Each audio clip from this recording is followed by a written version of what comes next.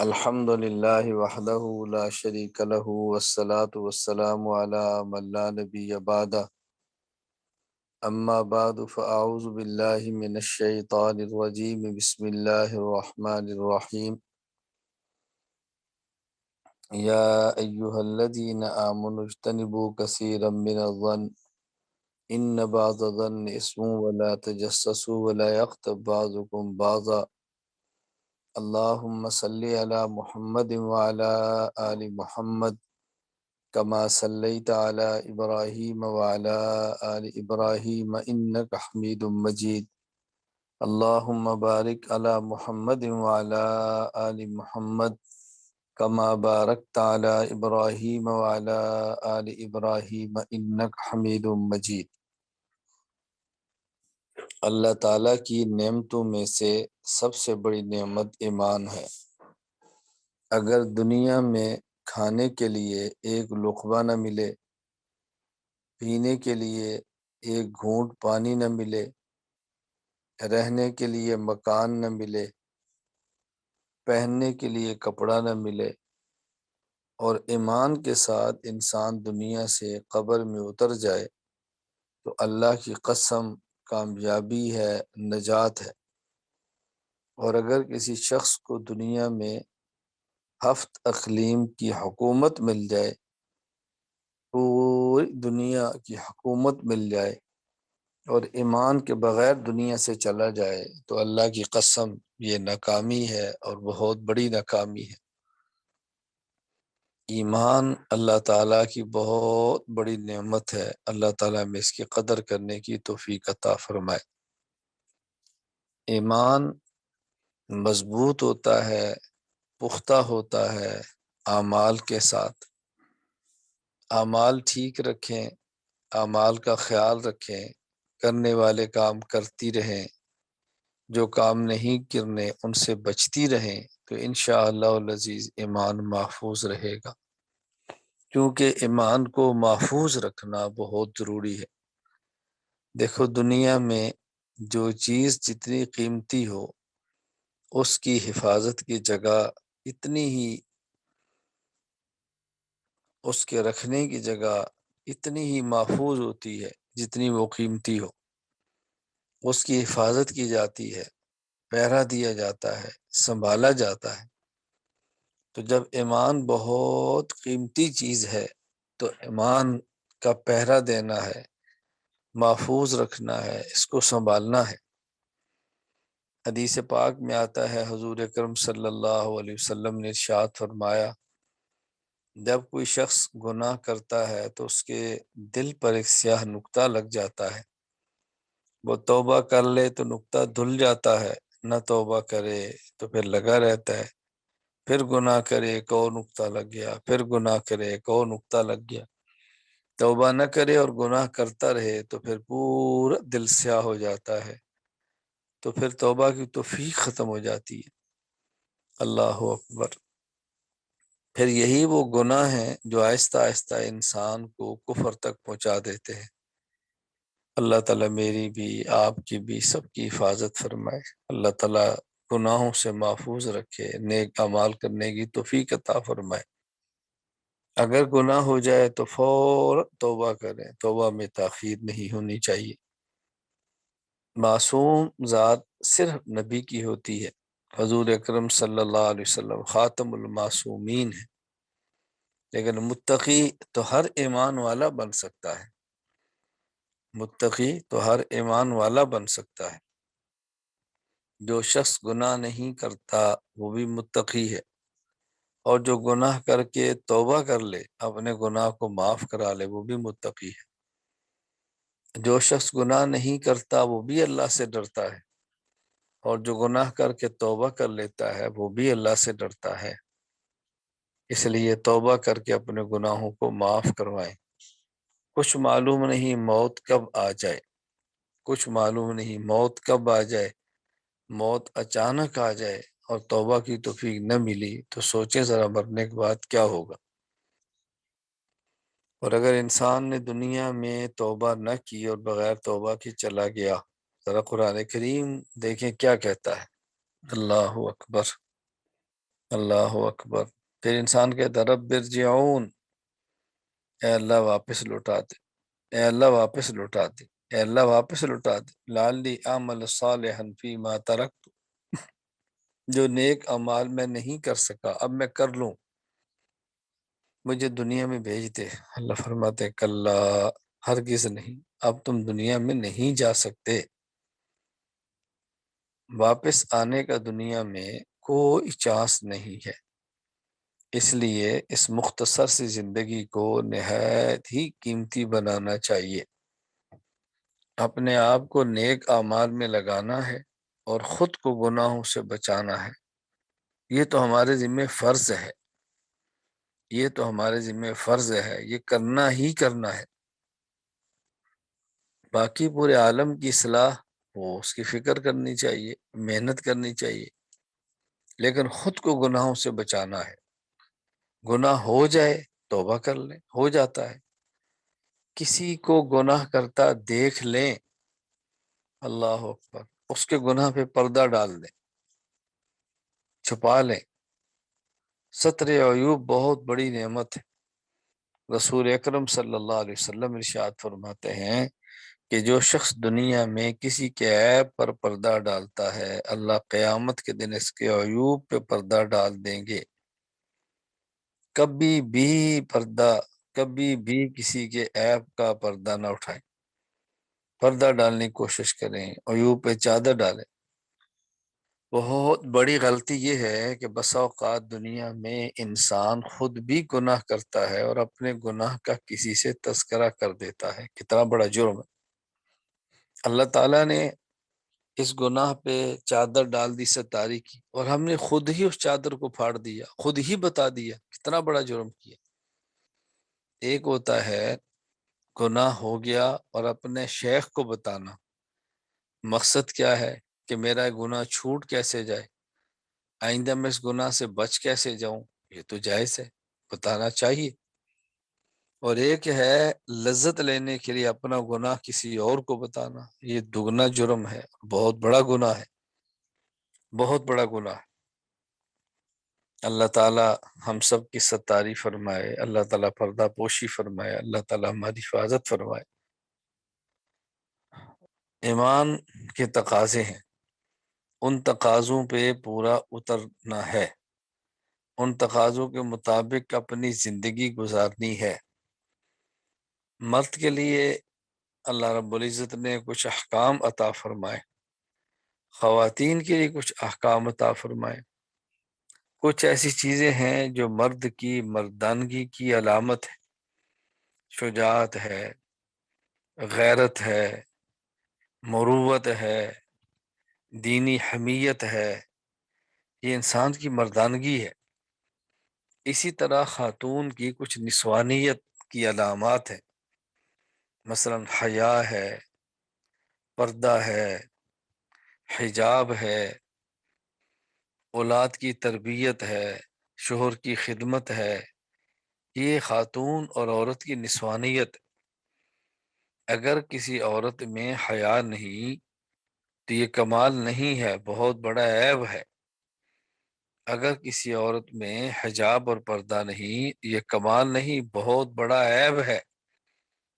اگر کوئی عورت اپنے شوہر کی خدمت نہیں کرتی، اولاد کی تربیت میں کوتاہی کرتی ہے، یہ عیب نہیں، یہ عیب ہے، بہت بڑا عیب ہے، کمزوری ہے، خوبی نہیں ہے۔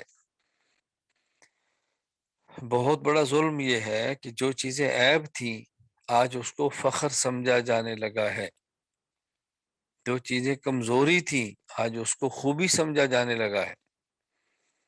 اللہ تعالیٰ ہماری حفاظت فرمائے۔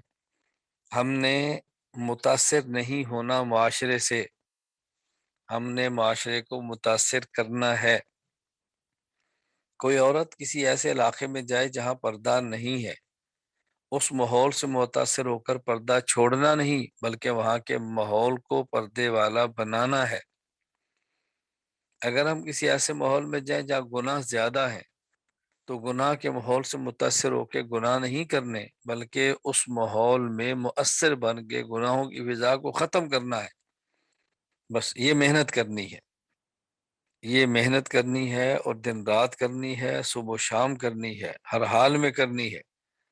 محنت کرنے والا شخص بہت سارے گناہوں سے بچ جاتا ہے، گناہوں سے بچنے کی ترغیب دینے والا شخص بہت سارے گناہوں سے بچ جاتا ہے۔ ایمان اللہ تعالیٰ کی بہت بڑی نعمت ہے، اس کی قدر کریں، اس کو سنبھالیں، اس کی حفاظت کریں، اس کے تقاضوں پر عمل کریں۔ اس وقت میں اور آپ سب اللہ تعالیٰ سے توبہ کریں، اللہ تعالیٰ سے معافی مانگیں کہ یا اللہ، جو ہم نے گناہ کیے ہیں چھپ کر، کوئی نہیں جس کو جانتا مگر آپ جانتے ہیں، معاف فرما دیں۔ ہم نے گناہ کیے ہیں سب کے سامنے، بہت بڑا جرم کیا ہے، اللہ تو معاف فرما دے۔ ہم نے گناہوں کو فخر سمجھا، کمزوریوں کو خوبیاں سمجھا، کہ اللہ تعالیٰ تو معاف فرما دے۔ کئی گناہ کر کے ہم نے کسی کے علم میں نہیں تھا تو ہم نے بتایا، کہ اللہ تو اپنے کرم سے معاف فرما دے، یا اللہ تو معاف فرما دے۔ توبہ کریں، گڑ گڑائیں، اللہ سے معافی مانگے۔ میدان حشر کی رسوائی بہت سخت ہے، کسی کا حق کھایا ہے تو اس کو لوٹا دے۔ قیامت کے دن کی رسوائی بہت سخت ہے، وہاں کی ذلت بہت سخت ہے، قیامت کے دن کی رسوائی بہت خطرناک ہے۔ اللہ ہماری حفاظت فرمائے۔ کسی کا حق ایک رتی برابر بھی نہ کھائیں، ایک ذرہ برابر بھی نہ کھائیں۔ ہمارا حق کسی کے ذمہ رہ گیا تو نقصان نہیں ہے، اور کسی کا حق ہمارے ذمہ رہ گیا تو نقصان ہے۔ ہم نے کسی کا حق کھا لیا تو بہت نقصان کی بات ہے، کسی نے ہمارا حق کھا لیا تو کوئی نقصان نہیں ہے، قیامت کے دن مل جائے گا، اللہ کے بینکوں میں محفوظ ہے، اللہ دلوا دیں گے، یہ کوئی خسارے کی بات نہیں۔ اس لیے کوشش کریں کہ ہمارے ذمہ کسی کا حق نہ ہو، اور کوشش کریں کہ ہم ہر کسی کا حق ادا کریں۔ اسی طرح کسی بھی اپنی بہن کو، کسی بھی بھائی کو اپنے سے زیادہ، اپنے سے بدتر نہ سمجھیں، گھٹیا نہ سمجھیں، حقیر نہ سمجھیں، قدر کریں۔ اور یہ بات ذہن نشین فرما لیں، دنیا میں جب بھی انسان کسی کی غیبت کرتا ہے تو اس کو گھٹیا سمجھ کر کرتا ہے۔ ایسا کبھی نہیں ہوتا کہ انسان اپنی ماں کی عظمت کا خیال ہو پھر غیبت کرے، اپنے استاد کی عظمت و دل میں غیبت کرے، اپنے شوہر کی عظمت ہو پھر بھی غیبت کرے، ایسا کبھی نہیں ہوتا۔ جب بھی غیبت کرتا ہے تو کسی کو گھٹیا اور حقیر سمجھ کر کرتا ہے، اور کسی کو گھٹیا اور حقیر سمجھنا کتنا بڑا جرم ہے، اللہ حفاظت فرمائے۔ ڈرنا چاہیے کہ اللہ تعالیٰ ہمیں اس سے بدتر نہ بنا دے، اس لیے کسی کی غیبت نہ کرے۔ غیبت کا مطلب کیا ہے؟ کسی شخص کے خلاف ایسی بات کہنا غلط جو اس میں نہ ہو، یہ بہتان ہے، اور ایسی بات کہنا جو اس میں ہو، اللہ اکبر، تو یہ غیبت ہے۔ اچھی طرح بات سمجھنا۔ بس اوقات ہم کہتے ہیں میں نے تو حقیقت بتائی ہے، کیا اس کے اندر یہ عیب نہیں ہے؟ کیا وہ ایسے کرتی نہیں ہے؟ یہی حقیقت غیبت ہے، کسی کے بارے میں ایسی بات کہنا جو اس میں نہیں، یہ بہتان ہے، اور کسی کے بارے میں ایسی بات کہنا جو اس میں ہے اور کسی دوسرے کے سامنے کہنا، یہ غیبت ہے۔ ہاں، اصلاح مقصود ہو تو الگ چیز ہے، اصلاح مقصود ہو تو الگ چیز ہے۔ اصلاح کا مطلب کیا ہے؟ کہ کوئی اپنی والدہ سے کہہ دے کہ امی جان فلاں بہن یہ کام کر رہی ہے تو آپ اس کو ذرا سمجھا دیں، یہ بات الگ ہے۔ استاذ کو بتا دے کہ استاد جی فلاں نے ایسے کیا ہے تو آپ اس کو سمجھائیں، یہ بات الگ ہے۔ تو غیبت سے بھی بچنا ہے، بہتان سے تو بچنا ہی بچنا ہے۔ اللہ اکبر۔ اور غیبت بہت بڑا جرم ہے، اتنا بڑا جرم ہے کہ رسول اکرم صلی اللہ علیہ وسلم فرماتے ہیں الغیبت اشد من الزنا، زنا سے بھی بڑا جرم یہ غیبت ہے۔ ہم زنا کو جرم سمجھتے ہیں، غیبت کو جرم نہیں سمجھتے۔ اللہ کے نبی فرما رہے ہیں غیبت زنا سے بھی بڑا جرم ہے۔ آپ کو بھی تعجب ہوگا کہ غیبت زنا سے بڑا جرم کیسے ہے؟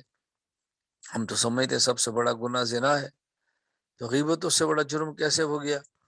بنیادی بات سمجھیں، ایک ہے بیماری جاہ کی اور ایک ہے بیماری باہ کی۔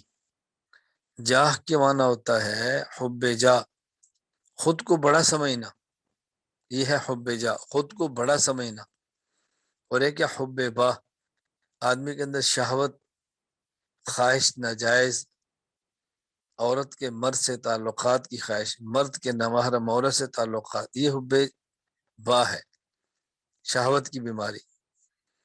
تو زنا ہوتا ہے حب باہ کی وجہ سے، شہوت کی وجہ سے، اور غیبت ہوتی ہے حب جاہ کی وجہ سے، خود کو بڑا اور دوسرے کو گھٹیا سمجھنے کی وجہ سے، تب بندہ غیبت کرے گا نا۔ اور جاہ کی بیماری باہ کی بیماری سے بڑی ہے، خود کو بڑا سمجھنا شہوت کی بیماری سے بڑا ہے۔ وجہ، شہوت کی مرض کا علاج تو بہت آسان ہے۔ دیکھو، کوئی نامحرم کو دیکھ رہا ہے اور یہ پتہ چلے کہ مجھے دیکھ رہا ہے، فوراً دیکھنا چھوڑ دے۔ اگر کوئی زنا کے اندر مشغول ہے اور اسی وقت اوپر سے کوئی آدمی آ جائے تو فوراً چھوڑ دیں گے، شہوت ٹوٹ جائے گی۔ تو یہ جو بیماری ایسی ہے، یہ تو معمولی سی چیز سے ختم ہو جائے گی۔ بخار چڑھ جائے، شہوت ختم، کانٹا چبھ جائے، ختم، کوئی تھپڑ مار دے، ختم۔ لیکن جاہ کی بیماری ختم نہیں ہوتی، یہ مرتے دم تک انسان کا پیچھا نہیں چھوڑتی، ساتھ رہتی ہے۔ تو چونکہ جاہ کی بیماری باہ کی بیماری سے بڑی ہے، اور غیبت کی بنیاد جاہ ہے، زنا کی بنیاد باہ ہے، اس لیے غیبت کی بیماری اور گناہ یہ زنا کے گناہ سے بھی بڑا ہے۔ تو غیبت سے بچیں، خود کو بڑا سمجھنا اور دوسرے گھٹیا سمجھنے سے بچنا چاہیے۔ میں کوشش کرتا ہوں کہ لمبا بیان کرنے کی بجائے اتنا کروں جس پر ہم عمل کریں، تھوڑا تھوڑا ہو، ہر مہینے ہو، مختصر ہو، عمل کریں۔ اللہ تعالی ہم سب کو عمل کرنے کی توفیق عطا فرمائے۔ علم دین کورس کا بنیادی مقصد یہ ہے کہ پڑھیں اور عمل کریں، پڑھیں اور عمل کریں، پڑھیں اور عمل کریں۔ کسی کے پاس علم نہ ہو اور عمل نہ کرے وہ بھی غلطی ہے، لیکن علم اور عمل نہ کرے یہ بڑی غلطی ہے۔ اللہ تعالی ہم سب کی حفاظت فرمائے۔ تو میں نے آپ کے سامنے 2-3 باتیں رکھی ہیں۔ پہلی بات یہ کہ ایمان دنیا کی نعمتوں میں سے سب سے بڑی نعمت ہے۔ دوسری بات کہ ایمان کی حفاظت کرنی ہے نیک اعمال سے اور گناہوں سے بچنے سے، اور نیک عمل ہو جائے اللہ کا شکر کریں، گناہ ہو جائے فوراً توبہ کریں۔ تیسری بات میں نے کی ہے کہ ہم نے ہر کسی کا حق ادا کرنا، کسی کا حق کھانا نہیں ہے۔ چوتھی بات میں نے کی ہے کہ غیبت سے بہت زیادہ بچیں، بہت زیادہ۔ ہاں، ایک بات یاد رکھ لیں، خود حدیث میں موجود ہے، غیبت کا کفارہ کیا ہے؟ اگر کسی نے کسی کی غیبت کی اور جس کی غیبت کی اس کو پتہ نہیں چلا تو استغفار کر لیں، اللہم اغفر لہا و ایانا، اللہم اغفر لہا و ایانا، مرد ہے تو اللہم اغفر لہو و ایانا، اللہ اس سے بھی معاف فرما دے، مجھے بھی معاف فرما دے، اردو میں کہہ لیں، اپنی زبان میں کہہ لیں۔ اور اگر اس کو پتہ چل گیا ہے تو پھر اس سے معافی مانگنا ضروری ہے، حق العبد ہو گیا۔ اور جب تک پتہ نہیں چلا تو حق اللہ ہے، بس توبہ کر لیں، اللہ معاف فرما دے۔ اللہ تعالیٰ میری بھی حفاظت فرمائے، اللہ تعالیٰ آپ کی حفاظت فرمائے۔ باقی 5ویں نمبر پر میں آپ تمام خواتین سے، بیٹیوں سے گزارش کروں گا جو مجھ سے بیعت ہیں، اعمال کی پابندی کریں، معمولات کی پابندی کریں۔ جو مجھ سے بیعت ہے، جو مجھ سے بیعت نہیں پابندی تو وہ بھی کریں، تلاوت تو انہیں بھی کرنی ہے۔ مجھ سے بیعت ہونے کا معنی یہ ہے کہ جن کا مجھ سے اصلاحی تعلق ہے، جو معمولات میں نے دی ہیں اس کی پابندی کریں۔ صبح سورہ یاسین اہتمام سے پڑھیں، رات کو سورہ واقعہ پڑھیں، سورہ ملک پڑھیں، جمعہ کے دن سورہ کاف پڑھیں، ہر روز 100 مرتبہ لا الہ الا اللہ محمد الرسول اللہ صلی اللہ علیہ وسلم، 100 مرتبہ استغفر اللہ استغفر اللہ، 100 مرتبہ درود پاک صلی اللہ علیہ وسلم، یہ پڑھیں، اس کا اہتمام کریں، اس کا اہتمام کریں، بہت پابندی کریں۔ اللہ تعالیٰ میری بھی اصلاح فرمائے، اللہ تعالیٰ آپ کی بھی اصلاح فرمائے۔